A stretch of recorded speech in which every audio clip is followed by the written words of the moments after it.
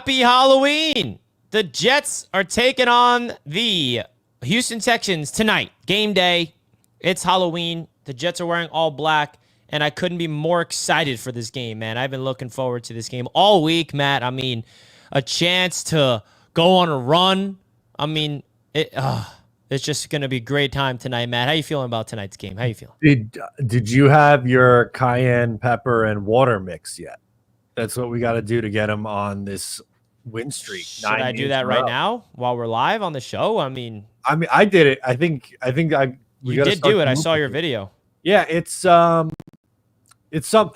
It's not, if you have cayenne pepper, I think this is the content that we're here for. Well, Matt, you're gonna make me do it live on the Jets Roundtable. Let's do it.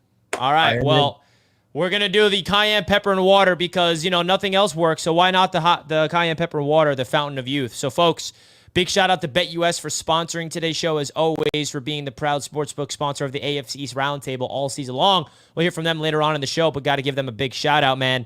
We got a lot of things to get into, Matt, tonight. But I just first, while I go get the cayenne pepper and water set up, I just want you to talk about, where are you at mentally with this football team? What have they done to you this season? We have a game tonight. We're not even excited about it. This should be a game where we're ready to go out there, make a statement to the league, and try to get a division lead or try to get the wild card spot. We're not even close to that, Matt. It's really, really upsetting to see where we're at today. So why don't you just let the people know how you're feeling emotionally right now while I go get the cayenne pepper and water prepared. Absolutely. So I'll be right back. Down pretty rough right now as a New York Jets fan. As Richie was just saying right there, this was a game when the schedule came out with the Jets having a million primetime games. I thought and said, wow, that's going to be a really tough game. Can they win against the Texans? Again, this is all preseason talk and offseason talk. Sure, absolutely. But Texans are going to be one of the best teams in the AFC. I think they're going to win their division in the AFC South. And the Jets, I thought, were going to be competing as well with the Bills and the Dolphins for the division. Well, in the AFC East, since this is the AFC East Roundtable, the Bills have been up to par. They have been very good in this division. They are leading it, and they are running away with this thing, as both the Jets and the Miami Dolphins have been a joke. They are not competitive. They are a dumpster fire. And the Dolphins lost their quarterback, so that plays a big factor in it. But I will say, too, when Tua was healthy for them this year, they haven't looked particularly great either. And now, as a Jet fan, we're going into a game on Halloween before the calendar even flips to November, and we're going, this game means pretty much nothing. And if they lose, they drop to 2-7, which would be incredibly frustrating to see. Don't want to see them drop to 2-7. But then if they win, which we've watched this team long enough to know that this is a game they absolutely could win because everyone is counting them out. They have, there's no expectation anymore. And then they come out and win a couple meaningless games and find their way into a spot to win, six or seven games. So you don't have the high draft pick. You don't make the playoffs. You're kind of just stuck in the middle. So long way to say I'm a broken man. Broken man. I can relate. I think Jets fans can relate, Matt. This was an offseason where we felt like it was justified for us to hype this team up, right? We felt like we don't have to convince. Usually we have to convince ourselves that things are going to be good. It didn't feel like we had to convince ourselves this year, right? It felt like the Jets are going to be able to go out and win a football game multiple times this season to get us into a playoff berth. And I thought the floor of this season, Matt, let me know what your stance on this. The absolute floor of this team, and I was ignorant to believe this, obviously, was, all right, the Jets go all in, but they're just not able to be great. They're just good. And they squeak into the playoffs, get bounced in the first round, or they just miss the playoffs. We're middle of the road, but we're not. We can't contend against the elite. I thought the days of us being in the bottom of the NFL were done. I really did. I thought at least we're going to be relevant. At least we're going to be playing competitive football, and we're done with the dysfunctional mess Jets. But here we are all over again, back at the bottom. Is that an accurate representation of what you felt like? Yeah, I thought that maybe at worst, 9 or 10 wins, at best 11 or 12. I thought most people picked them to win between 10 and 12 games. And I thought that was fair. You had some people who had them lower at like 8 or 9. I thought that was a little too pessimistic. Anything more than 12, I thought was a little ambitious for me. But somewhere between that 10 to 12 range, I thought, okay, yeah, I could see a path to that happening. I did not see a path to 2-6, potentially 2-7 in just a few hours. Unreal. It really is. And you just want to go game by game and see all the missed opportunities, starting with the Denver game, because that was the first game that kind of allowed everything to spiral downward from there, man. We did not score a touchdown. You look at the AFC standings now, the Broncos are 5-3. Same record against the Ravens. Those two teams are going after each other, which will be a fun game to watch. But it's just so ridiculous how the Jets lose that football game, and that's what spiraled everything down out of control. And the funny thing is, Rodgers was saying, oh, yeah, we got to learn how to handle success. So we have not had success since that quote, and I bought it. I'm like, yeah, dude, how is this Jets team going to be able to handle success? Yeah, right? And then, nope, everything spirals downward, and we got to see what the Jets are going to be able to do tonight against the Houston Texans. And first things first, you said it, man. We had a lot of things that needed to get cleaned up in this football team. But this Jets team, like, what's going wrong, Matt? Is Aaron Rodgers the issue? Like, I don't know. He's not playing bad football, but he's not playing good enough football to win. Like, I don't know how to feel about this team, and I don't even want to start thinking about next year, but we're going to have to start doing that in terms of who's the next coach, who's the quarterback, all that thing. Is Rodgers coming back? Is he not coming back? Like, what should Jets fans' perspectives be even going into tonight's game? I'm all over the place. Yeah, really it is all over the place. I don't think it's all on Aaron Rodgers, but he doesn't get a complete pass in this. I think he's played okay, but some of the big problems, them taking 3 timeouts in the first quarter against the New England Patriots is an absolute joke. And that's, Rodgers and company not being able to get up to the offensive, to get the offense up to the line of scrimmage to get the playoff. They took a delay a game on the 2-point conversion, which is just absolutely ridiculous that even really happened.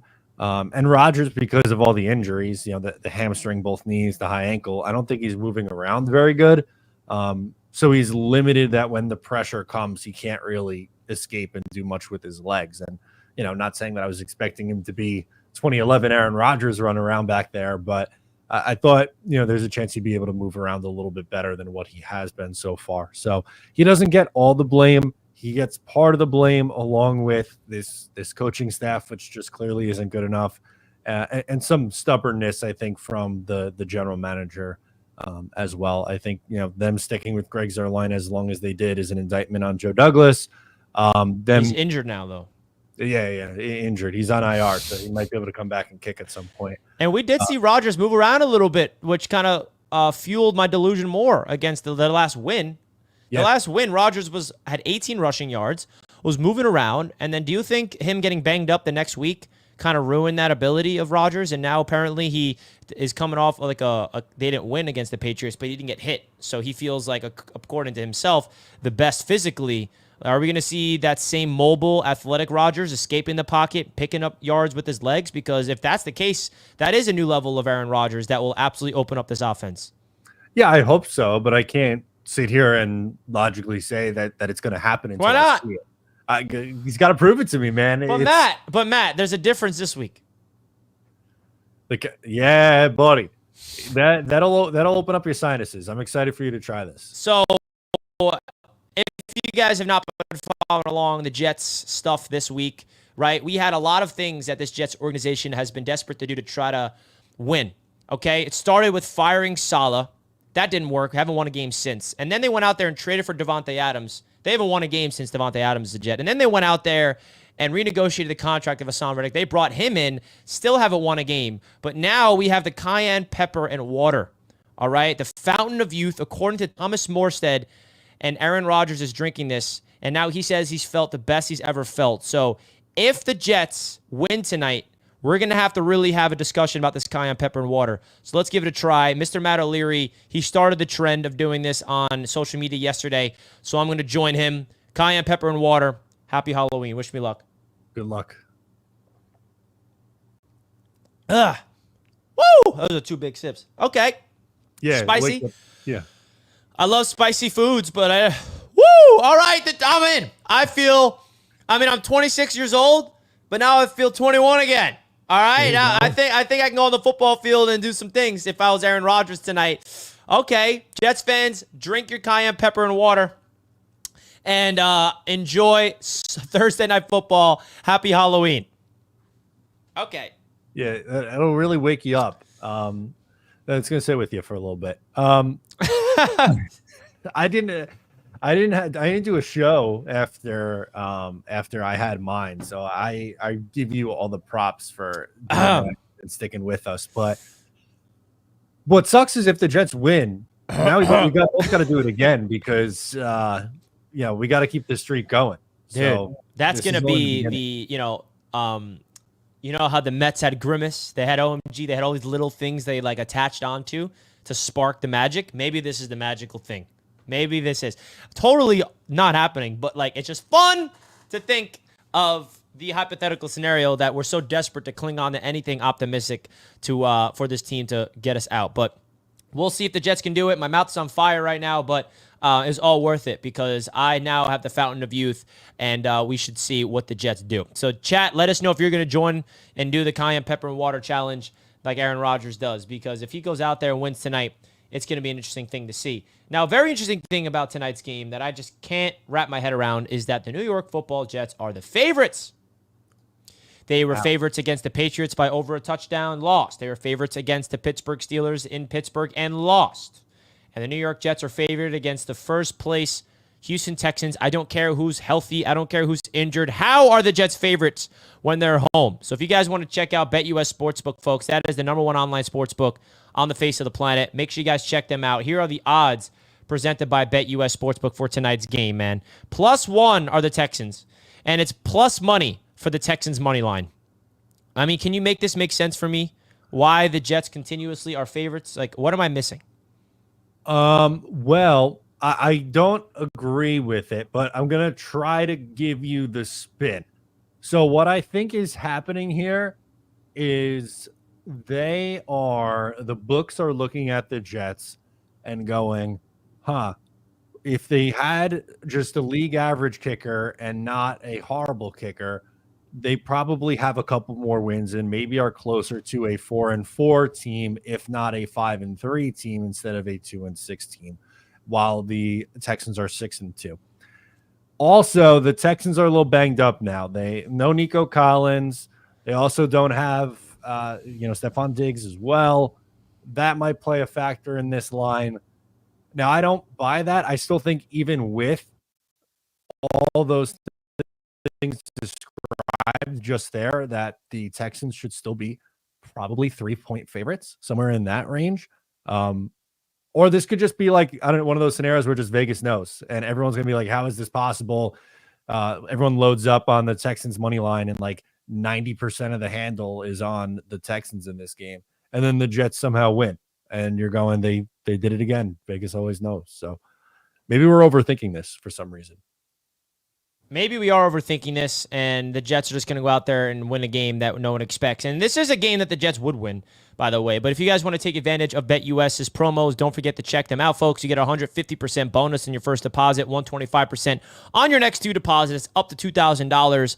The #1 online sportsbook is BetUS, and they continue to be proud sponsors of the Roundtable all season long, baby. So we shall see. This is a game that I think the Jets would win, just from the standpoint of the Jets just win games they're not supposed to win. All right. Buffalo Wing says, Richie was pissed off when the Jets lost. Never seen him that mad. I never seen myself that mad.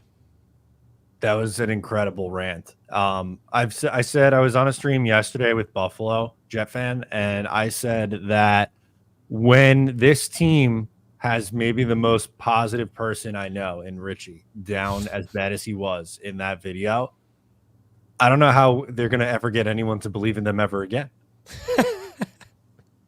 You said that on the show. I did. I'm dead serious. Like, not even just in the Jets, but in like real life and real world. I think you are genuinely one of the most positive people that I've ever known. And yet you were justifiably extremely upset and frustrated. That was an epic rant. And I'm glad to see it putting up the numbers that it is. Yeah, I didn't expect the feedback, and I'm realizing the feedback and the numbers that's putting in, it's like 1% Jets fans, 99% NFL fans, like that are laughing at me. Like, oh, look at this Jets fan meltdown. It's so entertaining, like, thanks for watching me in my misery.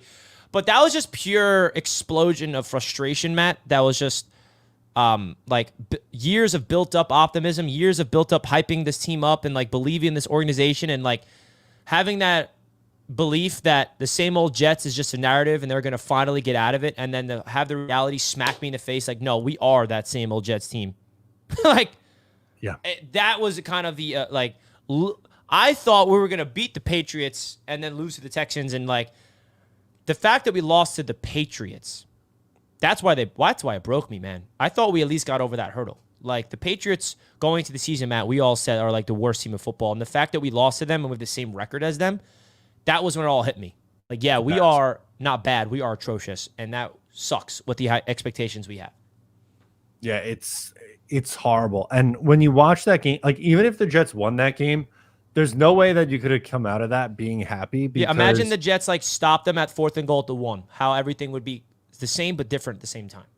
Yeah, the one more win helps you a little bit, but that was maybe the ugliest football game I've ever seen. And I've watched a lot of ugly football games. Like I was sitting next to a Patriots fan at the beach gallery watching this game, and we were both just like laughing to ourselves as each, like they would one drive, the Jets have the ball, and like they got to take a timeout because they're gonna burn, because they're gonna get delayed game penalty, and then they punt it away. And like the Patriots have like 2 drops, and then they punt it away, and then the Jets have like a holding penalty, and then they got to. It's just like which team wanted to lose more, and at the end of the day, clearly the Jets did. Even though Rodgers goes down the field to get him a touchdown for the first time this year at the end of the game, and then the defense just lets Jacoby Brissett march right down the field and score a touchdown, which is just again exactly. And Matt, like the frustrating part is Rodgers had the ball in the clutch for the last 5 weeks and has failed.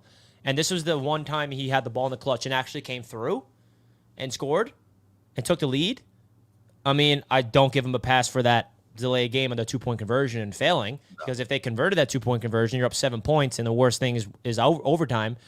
But then he did his job. The offense in the clutch marched down the field and scored a touchdown.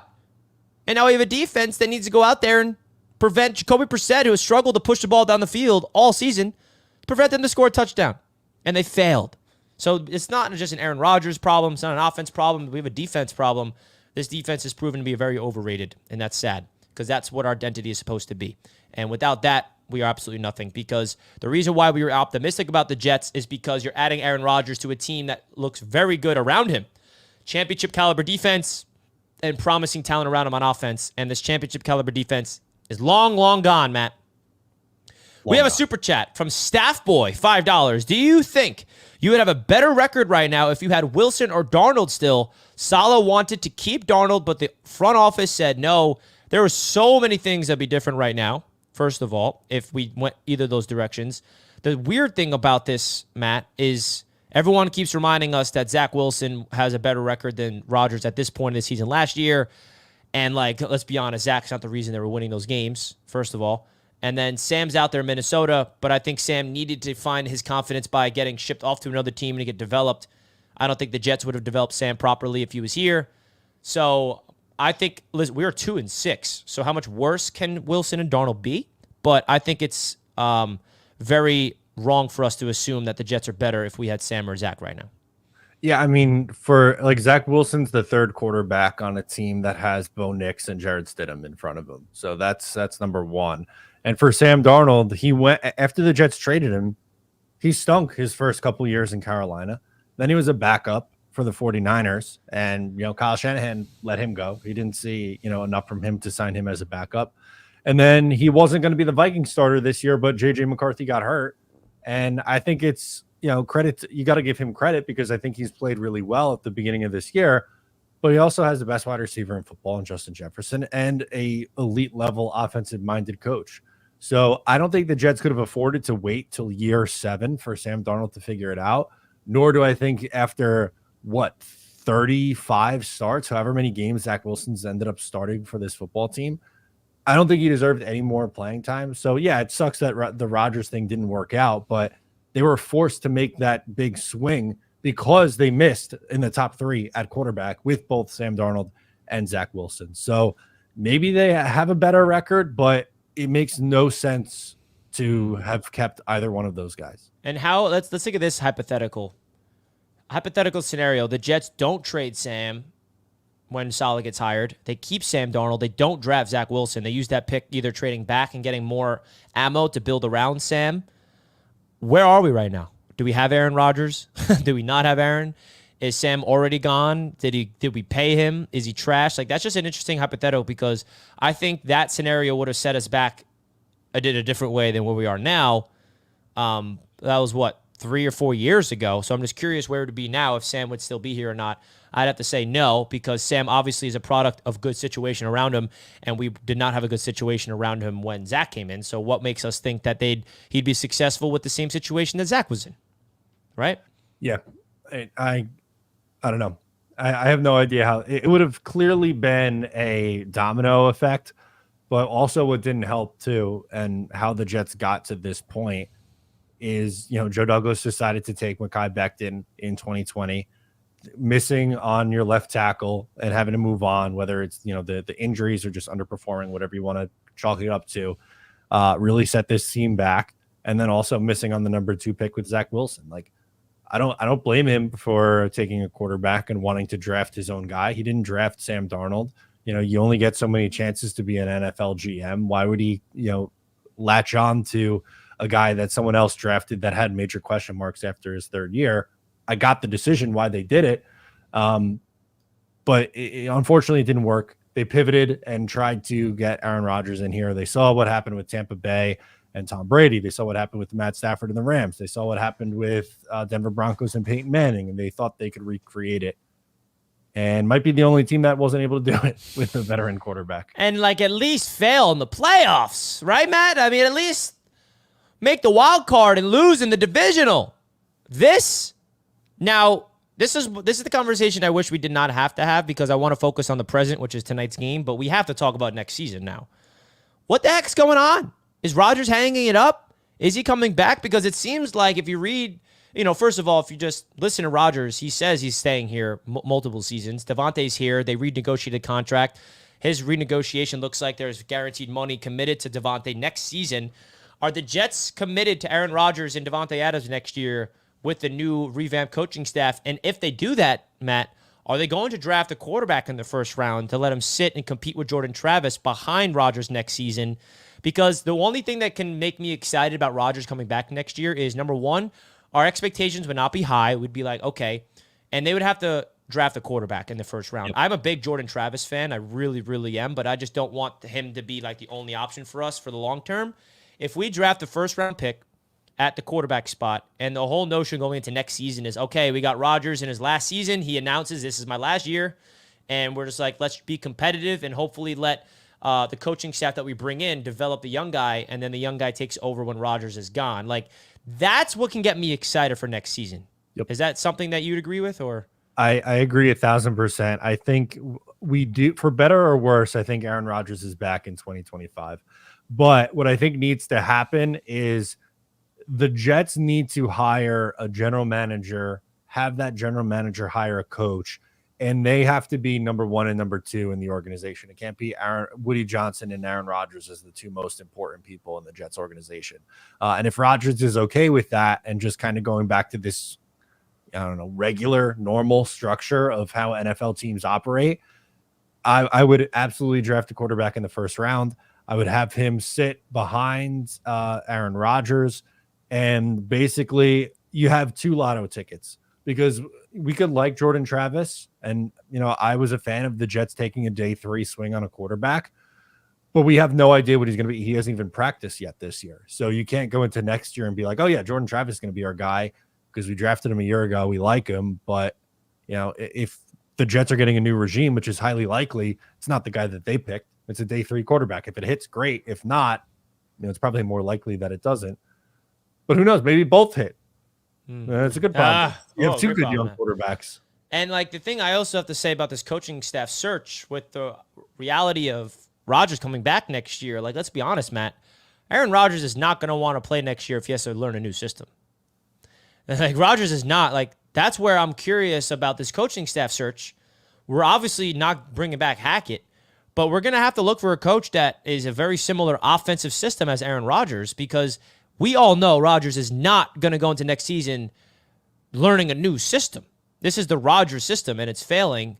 So how do they go the coaching search with the idea of Rodgers being the quarterback next year? Because don't you think they need to get someone in the building that runs a similar offense and it has the cadence and has the whole thing? Because Devontae Adams came here for the familiarity of the offensive system. Rodgers came here for that reason. We don't want Hackett back. We don't want Todd Downing. Get Keith Carter away, but you know what I'm trying to say? Yeah, but I think the good news is there are so many teams in the NFL and so many coaches that run a West Coast style of offense in this league, it's a version of that. So I don't think it would be crazy hard to find someone who could fill that role. Because it's very, I don't think people realize the value, or maybe that's not the word, but how difficult it is for a quarterback at the age of Aaron Rodgers. So it's like learning a new language. Like, say they brought in a coach that doesn't run the same system that Rodgers is used to. He's going to have to learn something that he's never done before, and that's not going to be successful early. That's something that takes time.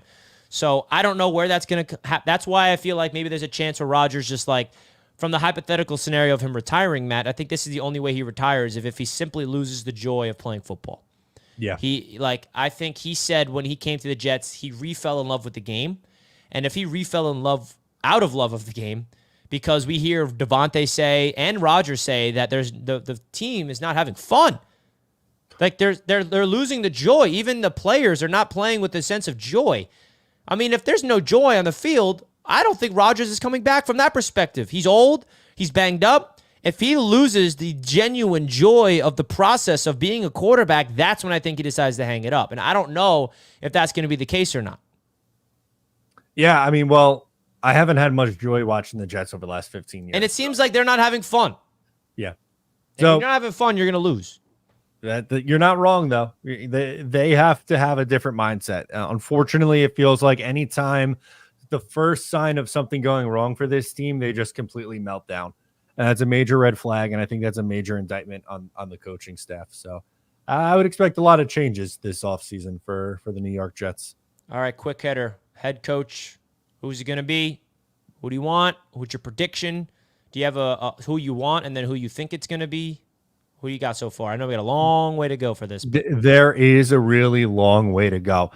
Can I say that while I want to make it clear, I am not rooting for this to happen. I think this would be way too chaotic, but I do think there is a chance that Rex Ryan is coaching this team next year. As crazy as that. And how would you feel about that? Good or bad? I would feel pretty bad about it, honestly, because I want to make this abundantly clear. Rex Ryan gave me the two best years of my Jets fandom by far in 2009 and 2010. But to the people who are like begging for Rex Ryan back, I need more than he cares and was good 15 years ago. Like, that's basically the reason. It's like, oh, he cares. He wants to be a New York Jet. He'll whip him into shape. Okay, I'm glad that he cares. He can go stay on ESPN and fire me up every time he's on the air. Like, that's perfect. That's his perfect role. But from like 2012 to 2016, the last year that he coached the NFL, so he's been out of the league for 8 years, almost 10 years, his defenses took a step back. And I think it's because the league is changing. The NFL in 2009 is not the same as the NFL in 2024. So I just feel like that's going backwards and would just open up or continue actually being under the circus tent. So I'm not in on the Rex Ryan idea. I know that some people are. Sorry to poo-poo that one. I'm not on it either. Yeah, okay. So I'm just, that would be way too chaotic for me. That'd be very Woody to do that. It would. Woody Johnson loves him too. So like I could totally see that. And you know what else feels like? Woody Johnson is making decisions off of us, apparently. Like, I feel like we have too much say all of a sudden. He's like now that the world of social media, Matt, it feels like anything that Woody, like, even goes back to the uniforms. We bullied Woody to change the uniforms last year, remember? Like, not the uniforms, but what they're wearing in a specific game.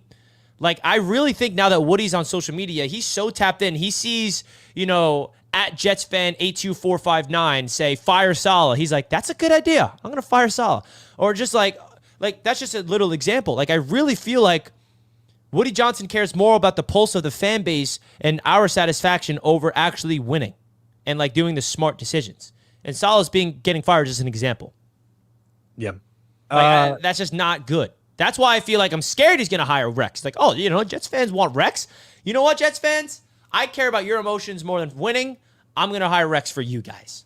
I could see it. I really could, which scares me. But I can give you a couple names that I like. I like Mike Vrabel. I like Kevin Stefanski if he shakes free in Cleveland, and Todd Monken. Now, my real preference is that they hire someone who has head coaching experience in the NFL, so that would trend more towards Vrabel and Kevin Stefanski. But the reason why Todd Monken makes it in here is because he's not the young hotshot 32-year-old who is getting coffee for Sean McVay for 15 minutes before getting a head coaching job. Like, he's a little weathered. He's been around the league for a long time. He had success turning a program around in college. He had success as a play caller in Tampa Bay. He had success as a play caller at Georgia in college, and he's had a ton of success with Lamar Jackson. I think this is the best version of Lamar Jackson that we've got. You know who I want if we get Tom Monken? That means Jordan Travis is my quarterback for the future. I think it'd be a ton of fun. I think if the Jets quarterback Cam Ward, I think would be a lot of fun with Todd Monken. Dude, but 100%. Those are my three top options. Again, subject to change. It is only Halloween. There's like 2 more months before the season ends, so we might get some other names out there. But those are the names that I like right now. My dream, which is more of a dream and pipe dream than reality, is getting Pete Carroll as the head of football operations. Not even the head coach, but like, I think we need to change the structure of the organization of how things are done, Matt, because the owner, like the way that it's structured, I don't think is smart. I think they need to get a head of football operations, and then that guy hires the GM, that guy hires the head coach, and that football operations guy basically replaces Woody. Yeah. That's what I think we need. Like, we need that. Like the Knicks, for example, like Jim Dolan, every Knicks fan has hated Dolan and still does to this day. But what he did, which I give him credit for, is he hired somebody, Leon Rose, to be the head of basketball operations, and he is basically the owner now. He hired the GM, he hired the head coach, he hired everybody, and Leon Rose is now building this team. Woody needs to find somebody that he can trust to be the leader of this football team to establish a winning culture, and Pete Carroll is a guy I would love because has ties with the Jets. That's a pipe dream. Don't see that happening, but that's just what I wish would happen because I'm sick of Woody Johnson calling the shots. Yeah, I said the same thing this week in a video on either Monday or Tuesday. I said that Pete Carroll's a name that I would love, or just someone who is well respected around the league and has success. Someone who, like, I don't know, can attract a legitimate GM and head coach, because I don't know who's going to come here if it's Woody Johnson really calling the shots. And Belichick's not coming here either, guys. So, stop thinking about that, too. Kobe Bryant says, Dodgers won, Richie. Yes, they did, man. Too bad, Matt. The Yankees lost. How you getting over that loss? It was upsetting. They blew a 5-0 lead. Yeah, that really sucks. I mean, come on, Judge. The routine fly? What are we doing? That 5th inning meltdown was something like I've never seen before. How does Garrett Cole not cover first base on that little dribbler? Yeah, and Rizzo, I mean, it wild stuff. I feel for Yankees fans. Sorry, we're not trying to rub it in, but that was just a devastating way to lose a World Series, man. So now we turn the page. It's basketball and hockey season, as football season feels to be coming to an end for us Jets fans. But hey, we shall see. Oh, Richie, good news, by the way. My other favorite team, the Islanders, they are terrible offensively and can't score. So it's just a continuation of my fall team transitions right into my winter team. Damn, that's dude. fun.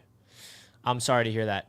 I mean, not to rub it in, but I finally got to see the Knicks, Karl Anthony Towns, have his Nick moment last night, 44 points. Love that. And it went into Miami and beat the Heat, who I hate. So that felt good. And the Knicks are a team that needs to get a lot of chemistry before they're going to really get into a rhythm. And they're my last hope, man. Just like the Islanders were, you're a hope right now. The Knicks are my last hope I'm clinging on to. And if they disappoint me, man. Well, I hope they don't. Just be relevant and just don't, just get into the playoffs and go on a run, and I'll be satisfied, man. That's where I look at it. But, hey, we'll see. Those damn hockey and basketball teams. You guys don't like Flores? I don't dislike him, but I would not put him in my former Dolphins head coach scares me. I know he's not Gase, but still. He's That's a the defensive big guy. red flag.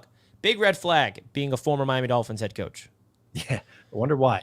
And he's also a defensive guy too. Not and Vrabel is too. But he would be somewhere like not too far behind those top three that I just listed out. Is there anyone else that I didn't mention or besides Flores that you're really interested in? Did you say Ben Johnson? No, I didn't because two reasons. One, I don't think he comes here. And two, I worry about the first time, like the young first time head coach. Me too. I don't want another glorified coordinator to come here and fail. Like we all know that Robert Saleh is going to get a defensive coordinator job next year and be phenomenal because he's a phenomenal defensive coordinator. You look at the Kansas City Chiefs, Matt, and you got Spags, failed head coach, but now he's a DC and he's one of the best DCs in football. He's just meant to be a defensive coordinator. Saleh's that guy. I don't want Ben Johnson to come here and then be, 3 years down the line. Yeah, he's just not a head coach. He's a glorified offensive coordinator. But then you look at what the Lions are doing. You're just like, yeah, but look at that offense. Yeah. I don't know much about Ben Johnson as a leader and as because you want a CEO type of guy that can kind of rile up the troops rather than just a system. You don't hire a head coach for a system. You hire a head coach as a leader of men, I want a program builder. I want a Harbaugh. I want that. I want someone that is just overseeing everything, hires a phenomenal OC, a phenomenal DC, and establishes a freaking mindset and just get the stank out the organization of just getting used to losing because that's what this Jets team needs. So we'll see. Yeah, I don't think Johnson has the resume. I'm just pulled it up now. He's been an OC since 2022, a pass game coordinator in 2021, and pretty much just like a positional coach before that. He's extremely talented as a play caller, and maybe he does turn into like the next Sean McVay and is a head coach for 10 years. But that scares me. And like Monken is like a little bit different. He's probably close to 60, has head coaching experience, albeit in college, but has at least been around the league long enough where I feel like it's a little bit different. Again, 30, I think he's 38. The 38-year-old called plays for 2 years and that was going to be a head coach thing that makes me nervous. Like it works. Like you see Kevin O'Connell. I mean, that's a guy that is absolutely killing it. You see McVay. I mean, McDaniel's failing. That's someone you got to look at right now. That's a glorified offensive coordinator that is not doing anything good for the Dolphins. Let's keep it a buck there. That scares me with Ben Johnson, right? I mean, not every single young, hot offensive coordinator is destined to be head coach. So it's tough. Kevin Stefanski does worry me a little bit, but if he does break free, I can see it. I mean, coach of the year, head coach experience. I do like that. I just don't love it. I don't care who it is, Matt. Just let this guy be the guy for 10 years plus. I'm sick of every 3 years, man. I don't know who it's going to be. I genuinely don't. Maybe it's someone that no one's thinking about. If there's someone that's no one thinking about that we haven't mentioned, who would it be? Someone that no one's thinking about that we didn't mention yet. It has to be somebody. That would work. Not fail. Aaron Glenn. That's a good one. He did get an interview. Someone like that. Is he officially the DC for Detroit? Yeah, he's their defensive, and former Jet, obviously. So there's some connection. I feel like I've heard him briefly, but just not nearly as much as some of these other names. Anybody in college? I mean, Deion Sanders is I think the name that Jets fans are like, yeah, Deion's it. There's negative % chance of that happening. I don't want the Jets to touch his kid, Shador. Well, he might very well be a good quarterback at the next level, but the thought of the Woody Johnson, Deion Sanders, Shador Sanders chaos that would ensue is something that I just don't know if I have the stomach for. Yeah, we can't. We just I agree with that one. So, folks, we're gonna wrap up the Jets roundtable because we have a game day. It's game day. It doesn't even feel like it. It's Happy Halloween. I don't know what it is, but there is a name that somebody said in the chat that I don't think we should actually consider. This guy right here. Hey, all right. I mean, listen, man, I preach positivity. I preach accountability and winning. That's all you need to win in this league. That's it. And then you just get your minds right and you win. Richie Malora for head coach of the New York Jets, coming soon. But all seriousness, guys, tonight is Jets-Texans on Halloween. It doesn't even feel like game day. I wish I was excited. I drank my cayenne pepper and water. I still feel the acid in my stomach. Maybe I'm like, I don't know, going to be on superpowers tonight with Aaron Rodgers, hopefully. But, Matt, always a pleasure to have you on the Jets Roundtable, my man. Salute to you, as always. Make sure you guys check out Matt O'Leary's YouTube channel, Talking Jets. They're doing a great job over there for Jets content. Much love to you, Matt, and let's enjoy tonight's game. I'm going to do my best. I'm going to probably drown my sorrows in Halloween candy tonight. As you should. As you should. Hit the like button on your way out, guys. Big shout out to BetUS for sponsoring today's show. Don't forget to use the promo code YouTube150 for tonight's bets. Much love to the Jets fans and AFC's Roundtable fans in the chat. We'll see you later. Peace.